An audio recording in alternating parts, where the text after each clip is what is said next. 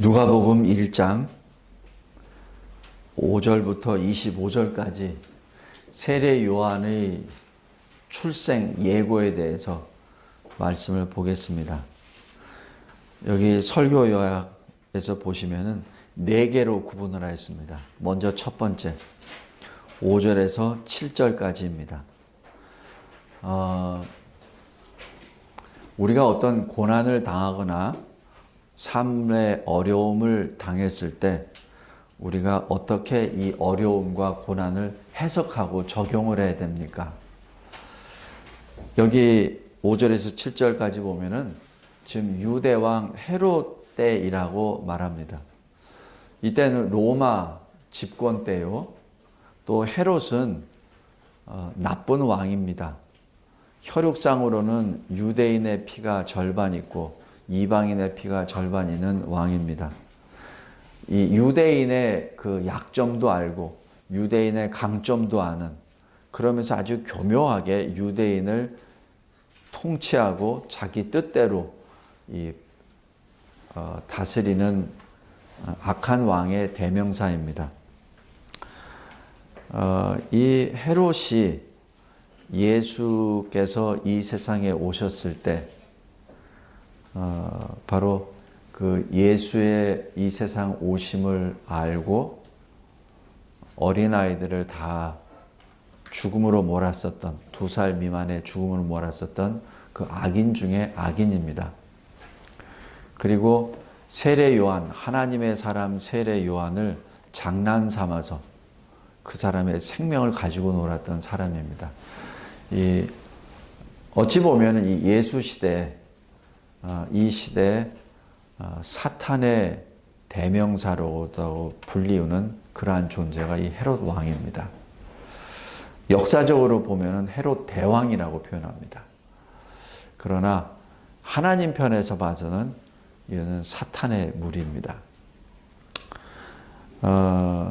지금 여기 유대인 입장에서 봤을 때는 정치적으로는 로마의 집권을 받고 또 유대인을 아는 이 헤롯으로부터 또 이 악한 통치를 받고 있는 진정으로 고난의 때입니다. 그러나 이때에 제사장이 있었고 이 제사장 부부는 하나님 앞에 말씀을 순종함으로 세상이 인정하는 의인이었습니다. 그러나 그들에게 걱정이 있었습니다. 바로 아이가 없습니다. 여기서 지금 현대에서는 뭐 그게 큰 문제가 안 되는데 이 히브리인 사회에서는 아들이 없으면 하나님으로부터 벌을 받았다, 하나님의 심판 아래 놓여 있다라고 그렇게 해석을 해버립니다. 왜냐하면 그 후대가 끊어지는 거기 때문에. 그러니까 하나님이 그 후대를 잘라버렸다고 해석을 하는 거기 때문에 이것은 인간 앞에는 의롭게 행할지는 모르더라도 하나님 앞에서는 분명히 무언가 잘못했다, 아마 이렇게 손가락질 받는 그러한 부부입니다. 바로 고난입니다. 여기서 설교약 1번 보십시오. 하나님은 우리에게 고난을 허락하십니다. 그러나 이 고난을 통해서 우리를 훈련시키십니다. 그냥 이 세상 사람들의 해석처럼 이 사가랴 부부는 하나님으로부터 지금 벌을 받고 있는 거야 라는 것으로 만약에 끝나버렸다면은 끝이에요. 아무것도 의미가 없어요. 그러나 하나님이 주신 고난에는 분명히 이유가 있습니다. 특별히 하나님의 사람이 받는 고난에는 이유가 있어요.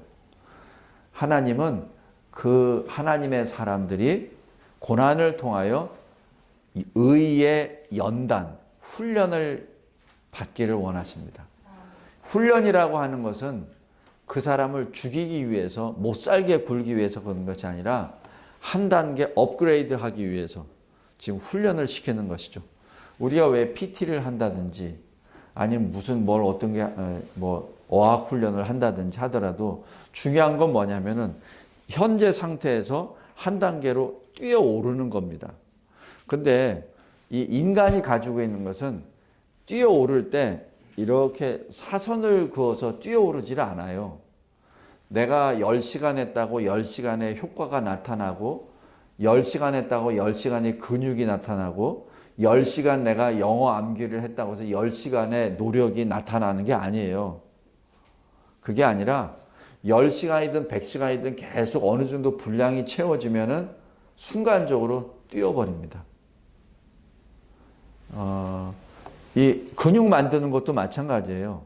그냥 내가 10시간 했다고 10시간 하는 것이 아니라 쭉 어느 상태에 계속 그 지겨운 그 시간, 인내의 시간이 지나고 난 다음에 어느 한순간에 탁 도약을 합니다. 이 언어 훈련도 마찬가지예요.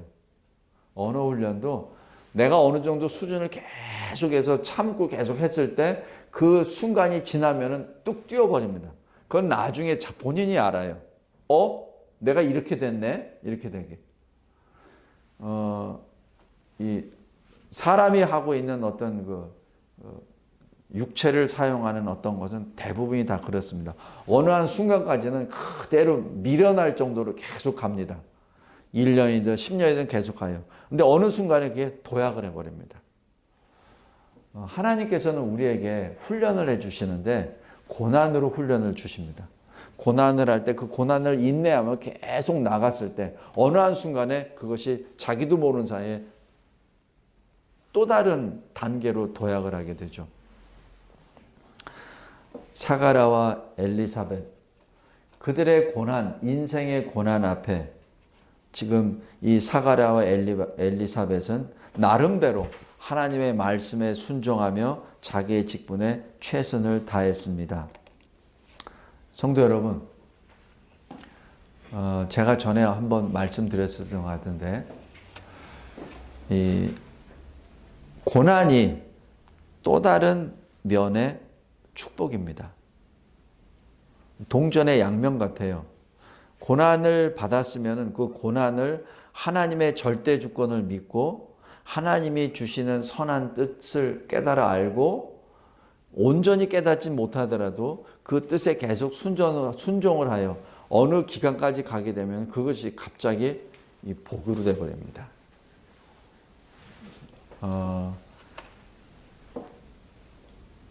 인생 가운데 그러한 체험이 분명히 있을 줄 믿습니다. 두 번째, 지금 사가랴와 엘리사벳은 이제 나이가 많이 들어버렸습니다. 나이가 몇 살이 된지 모르겠는데 최소한 아마 60살은 넘었겠죠. 자기 자신의 육신이 다 늙어버렸기 때문에 더 이상 생산 능력이 없다 생각하고 이제는 불가능하다라고 생각하고 있을 때였을 겁니다. 많이 기도를 했을 거예요.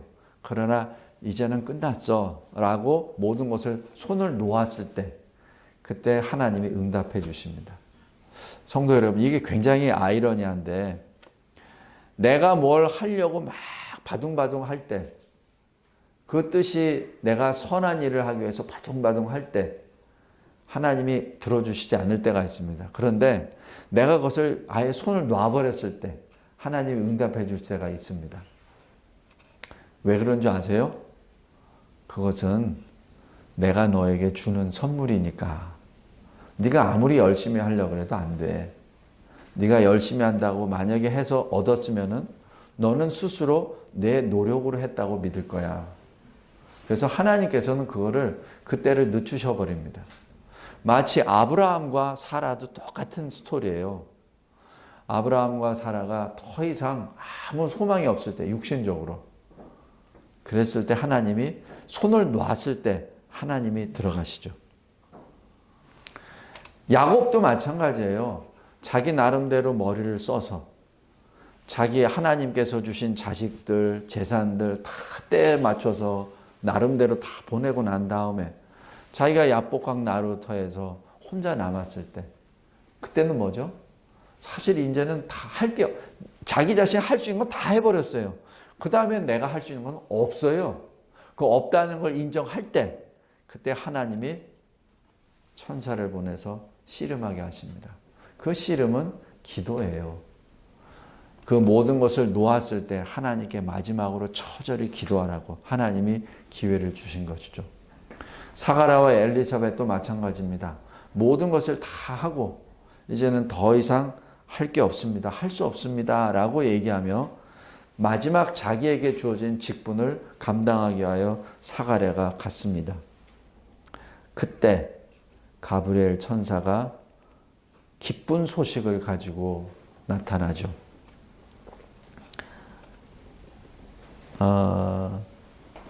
그 기쁜 소식은 바로 아들 요한에 대한 소식입니다. 요한이 어떤 사람이죠? 성령의 충만함을 입은 사람, 이스라엘의 많은 사람들을 하나님께로 돌아오게 할 사람, 엘리야의 심령과 능력을 받아 주님 앞에 앞서 오셔서 하나님의 아들 예수 그리스도 메시아의 길을 예비할 사람을 지금 예언합니다. 하나님은 질서의 하나님이시고 하나님은 사랑의 하나님이십니다. 하나님께서는 무슨 일을 하시기 전에 먼저 말씀을 주세요. 도둑이 갑자기 밤에 들이닥치는 식으로 그렇게 일 안 하십니다. 하나님은 늘 말씀을 먼저 주세요. 왜 그런 줄 아세요? 그것은 우연의 사건이 아니야. 너에게 일어난 이 사건은 우연이 아니야. 너에게 일어나는 일은 너로 인하여 발생된 거 아니야. 지금 일어난 일은 하나님이 행하시는 일이야 라는 것을 알려주시기 위해서 미리 말씀해 주십니다.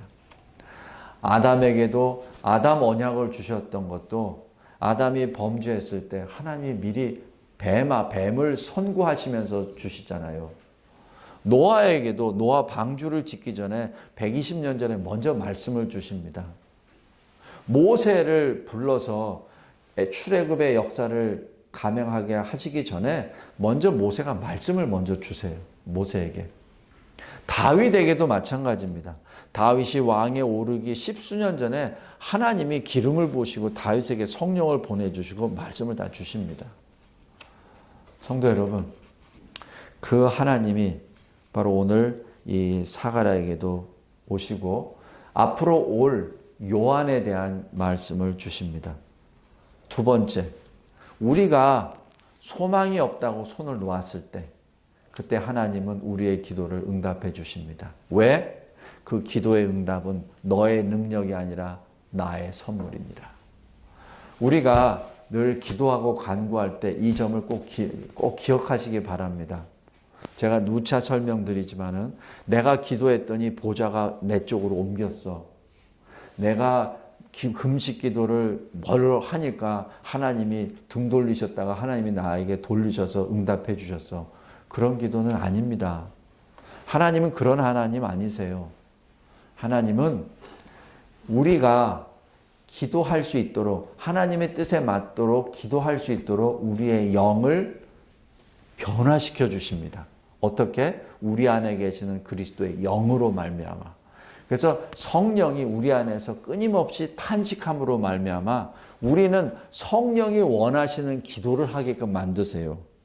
그것이 엘리야의 심령과 엘리야의 능력입니다.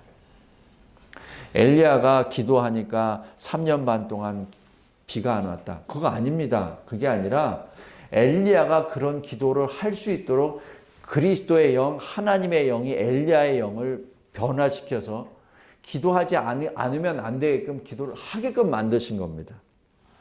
다시 엘리야가 기도하자 비가 내렸습니다.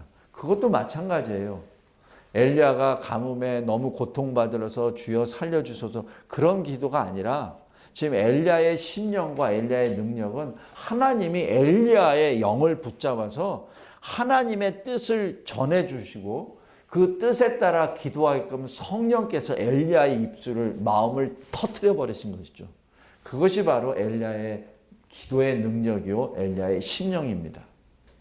지금 여기 요한이라고 하는 나중에는 세례 요한이라고 하는 사람이 와서 세례를 주고 천국에 있으니 회개하라라고 선포한 그 말씀은 세례 요한이 하는 말이 아니에요.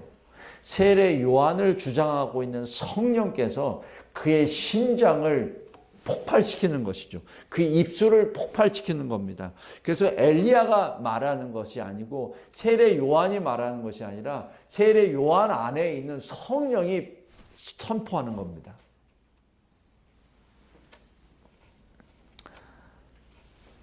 불가능하다고 생각할 때 기도의 응답을 받는 이유는 나의 철저한 내 중심의 에고가 죽었을 때, 나의 능력으로 조금이라도 뭔가 할 수 있다는 생각을 내려놓았을 때 하나님께서 역사하신다는 얘기입니다. 다음에 세 번째, 여기서 사가랴의 믿음을 봅니다. 사가랴는 지금 기쁜 소식을 받았어요. 복음을 받았습니다. 왜냐하면 자기 아들 요한이 메시아를 예비할 것이라고, 자기 아들 요한이 많은 사람을 주께로 인도할 거라고, 자기 아들 요한이 성령의 충만함을 입을 사람이라고, 지금 그 기쁜 소식을 받았어요.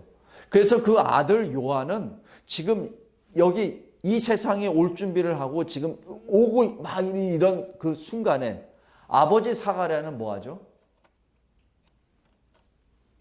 그것이 어떻게 이루어지겠습니까? 나도 늙었고 내 아내도 늙었는데 그것이 어떻게 이루어지겠습니까? 라는 사실 푸념입니다. 왜냐하면 자기가 여태까지 기도해 왔어. 기도한 내용이에요. 그런데 이제 더 이상 나는 할 수 없다는, 불가능하다는 것을 했으면은 하나님이 너에게 내가 줄 것이다 라고 기쁜 소식이에요. 아들을 줄 것이다. 근데 그 아들이 이런 사명까지 할 것이다 라는 기쁜 소식을 딱 받았을 때 그때 반응은 아멘이죠. 근데 사가랴는 그게 아니에요. 어찌 그런 일이 있을 수 있습니까? 바로 이게 뭐죠? 하나님의 전능, 하나님의 초자연적인 능력을 믿지 않는 것이죠. 근데 이 사람이 누굽니까? 제사장이에요. 이 사람이 누구죠? 평생, 제사장은 태어날 때부터 제사장 가문에 태어난 사람이 제사장이잖아요. 그러니까 평생 하나님의 말씀에 순종하고 말씀대로 살아왔던 당대 의인이었습니다. 물론 절대적인 의인이 아니지만은 상대적인 의인이었어요.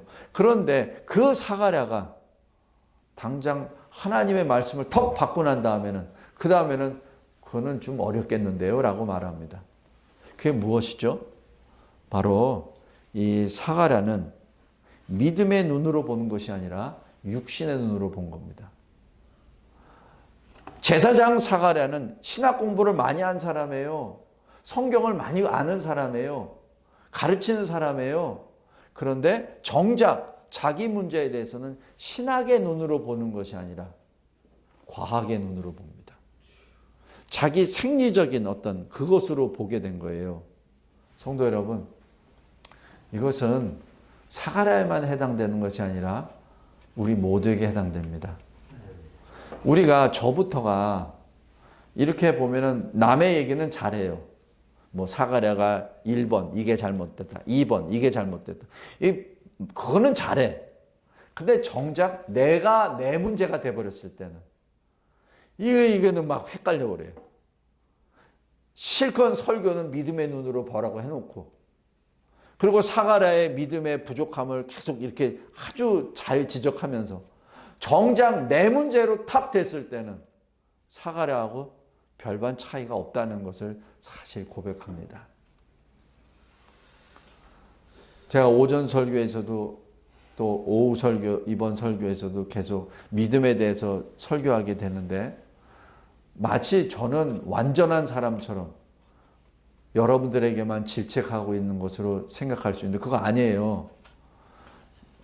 솔직한 저의 신앙의 양심으로는 제가 여기서 말하는 것은 1번, 저에 대해서 얘기하는 겁니다. 저에 대해서 얘기하는 겁니다. 여러분들에 대해서 얘기하는 게 아니라 저에 대해서 얘기하는 겁니다. 성도 여러분, 우리는 믿음의 눈으로 봐야 합니다. 우리가 알고 있는 신학의 눈으로 봐야 합니다. 신학이 뭐죠? 하나님에 관한, 하나님이 어떤 분이라는 것을 아는 학문이잖아요. 그죠? 근데 그 학문은 영으로 봐야 됩니다. 믿음으로 봐야 됩니다. 그러지 않고 이 알량한 지식으로 머리로 했을 때는 그 신학은 더 이상 신학이 아니라 과학입니다. 사이언스입니다. 우리가 이 자칫 가방끈이 길거나 공부를 열심히 한 사람들이 신앙이 좋고 신학이 깊은 것 같은데 아니에요.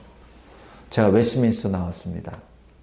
그래도 신학에서는 그래도 세계에서 제일 퀄리티 면에서 높다는 학교 제가 졸업했어요.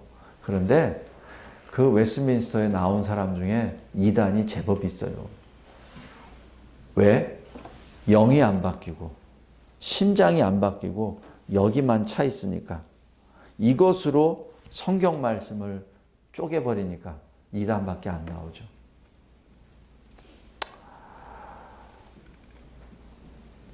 다시 말씀드립니다. 하나님의 말씀은 믿음의 눈으로 봐야 됩니다. 신학의 눈으로 봐야 됩니다. 여기 사가랴에게는 참 불행한 일이 벌어져 버렸습니다.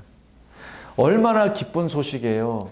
자기가 수십 년 동안 평생을 기도했던 아들이 오겠다는데 그 아들도 보통 아들이 아닌데 그 엄청난 영광 아닙니까? 엄청난 기쁨의 소식 아니에요. 그리고 10개월 후에는 이제 만천하에 드러날 거 아니에요. 그죠? 근데 그 말을 정작 전하지 못하는 벙어리가 되어버립니다. 무엇이죠? 복음은 받았어요. 근데 말을 못해요. 아들이라는 선물을 기쁜 소식을 받았어요. 근데 전하지를 못해요. 그것이 바로 사가랴에게 임하는 10개월간의 벌입니다. 수치입니다. 여기 나머지 바깥에서 기도한 사람들은 뭐라고 해석하겠어요? 그렇게 좋은 소식을 받았는데 왜 벙어리가 됐대? 하나님이 그렇게 정해 주셔서 오실 메시아를 예비하시는 그 사람이 오는데 엘리야 같은 사람이 그 위대한 사람이 오는데 왜 아버지는 벙어리가 됐대? 뭐죠? 나중에 사가랴가 말할 겁니다. 내가 그걸 믿지 못했기 때문에. 지금 이 스토리가 어디서 나왔죠? 사가랴 입에서. 누가는 사도도 아니고 아무것도 아니에요. 그냥 바울 사도와 함께 동행했었던 제자 의사입니다. 근데 이 누가가 그것을 어떻게 알았을까요? 바로 사가랴에게. 아니면은 사가랴를 통해서 누군가에게. 아니면은 세례 요한의 제자들에게. 뭘 들었을 거예요. 세례 요한의 제자는 누구한테 들었겠습니까? 세례 요한에게. 세례 요한은 누구한테 들었겠어요? 아버지한테. 아버지가 어떤 표정을 하며 이 간증을 했겠습니까?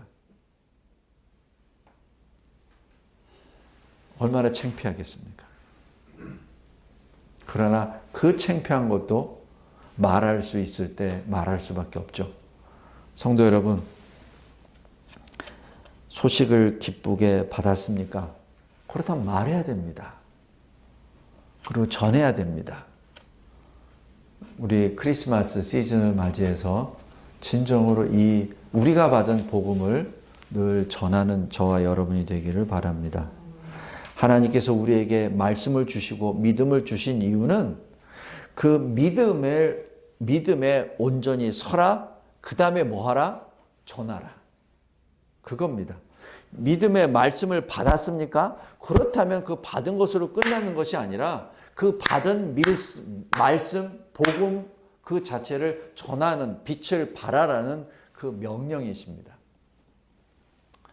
마지막으로 네 번째, 사가랴가 어떻게 살았든 말씀은 성취됩니다. 다시 얘기해서 역사는 하나님이 주장하는 것이지 사람이 하는 것이 아니라는 뜻입니다. 비록 여기에는 마치 주인공이 사가랴처럼 나타납니다. 그러나 사가랴는 주인공이 아니라 하나의 수단이죠. 하나님의 말씀은 하나님의 때에 성취가 됩니다.